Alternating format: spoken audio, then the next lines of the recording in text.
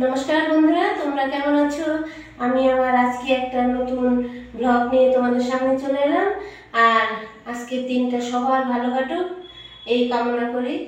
আর চলো, আমরা এখন কিছু কাজ আছে, কাজগুলো করি আর তোমরা আমার সঙ্গে থাকো, দেখতে থাকো আমার ভিডিওটা। কিছু চিড়া নিয়ে আসছিল, সেই চিড়াটা একটু ঝাইতে রেখে দিই। চিড়ার মধ্যে নোংরা থাকে, ছেড়ে রেখে দিলে ভালো হয় আর কি। ধান মিশানো থাকে। কখনো কখনো যদি খুব মন খারাপ হয়, তাহলে সেই মন খারাপের কথা কাউকে বলতে হয় না, নিজেই ঘরের মধ্যে থেকে অনেকটা কেঁদে নিবে, তাহলে দেখবে মনটা হালকা হয়ে যাবে। কিন্তু মন খারাপের কথা কাউকে বলতে গেলে সে ওই কথাটা পরে আবার তোমাকে রিটার্ন দিবে, এইটাই নিয়ম। সেই জন্য মন খারাপ হলে কাউকে বলতে হয় না, সে নিজের যতই আপনজন হোক।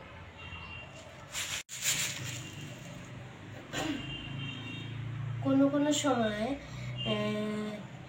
দুপুরবেলা ভাত খাওয়া হয় না আমাদের, ভাতটা একবেলা কম খাই, তখন এই চিড়া, দুধ, মুড়ি এইসব খাওয়া হয়।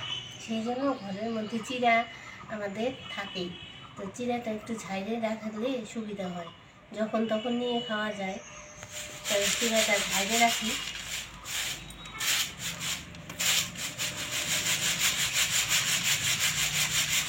হয়ে গেছে আমার চিড়া ঝাড়া, তো এখন ঘরে রেখে দেব।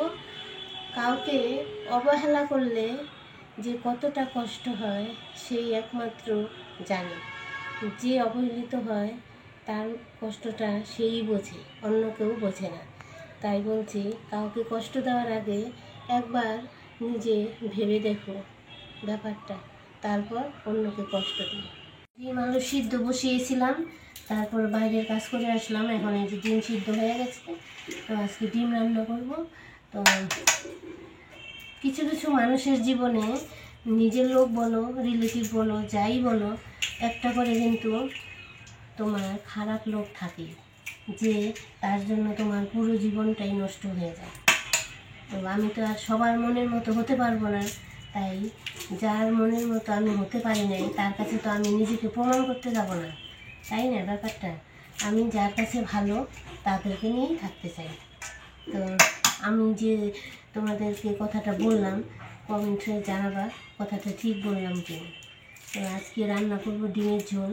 এখানে ডিম আলু সিদ্ধ হয়ে গেছে, আমি ছুলে নিতেছি। এখন ভাত হয়ে গেছে, আর ডিম আলু ছুলে নিয়ে তরকারিটা রান্না করব, আর সঙ্গে বেগুন ভাজবো। সকালবেলার খাবারটা রেডি করি, বেলা হয়ে গেল। তো তোমরা আমার ভিডিওটা দেখো আর আমার সঙ্গে থাকো। আজকের মতো ভিডিওটা এখানেই রাখছি। তোমরা ভালো থেকো, সুস্থ থেকো আর সাবধানে থেকো।